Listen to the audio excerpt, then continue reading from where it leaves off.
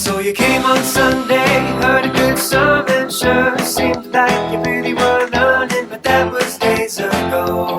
And since that time, you've watched a lot of shows, heard a lot of news, read a lot of photo captions, maybe a book or two. You got the information overload blues, made you forget the good news, need to remember the good news. So let's check up, let's check up. Pull up a chair for the midweek checkup now. Welcome to the Midweek Checkup. My name is Lindsey Blair, and this is Bobby Gilles. This past Sunday, Pastor Jonah Sage preached from Mark 11, verses 1 through 11, in our new series called Journey into the Night. Jonah said that Jesus is not what we expected, and neither is following him. But if you missed the sermon or need help remembering, you're in the right place because it's time for the Midweek Checkup. We began by noting that ironies and things that make us uncomfortable tell us something. They often tell us who we really are, what we have, or how we are living, and how God is inviting us to follow Him. And just such an opportunity is found in Mark 11 when Jesus entered Jerusalem while riding on a donkey colt. If Jesus is the coming king, then where's the war horse? Why a young donkey? Why did Jesus specifically pick it? On this small donkey, Jesus is deliberately juxtaposing the reality of who he is. He is a king filled with majesty and authority, but he's on a donkey, which means he's also meek, coming not to be served, but to serve. He does not reject the praises of the crowd. He does not deny his royal titles. He comes into Jerusalem filled with power, but he's on a donkey.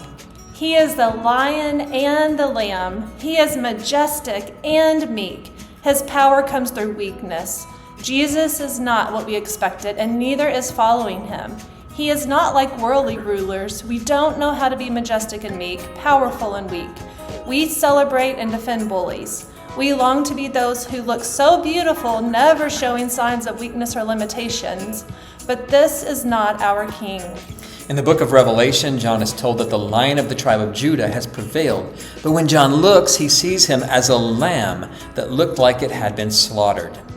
The majestic and powerful one came and won a victory.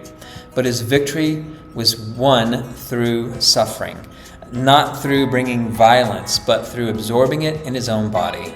So, how is God inviting us to respond? Behold your King and follow him. That's the first response. And as we follow him, we must learn to be more curious about stories like these. Why does it offend us to see a king embracing weakness like this? Why are we scared to follow his way? Why are we drawn to bullies and braggarts? Why are we so concerned with power and getting our way?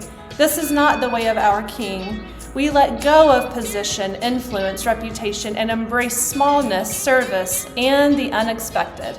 With Jesus, we face Jerusalem, even when, like Jesus, it feels like a journey into the night.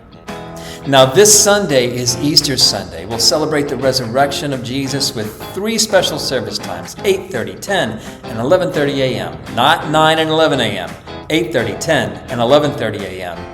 Also join us for our annual Good Friday service this Friday at 7 p.m. Sorry, but there is no childcare for the Good Friday service, but we do have childcare and kids classes for all 3 Easter services. Again, 8:30, 10, and 11:30 a.m. Join us and bring a friend.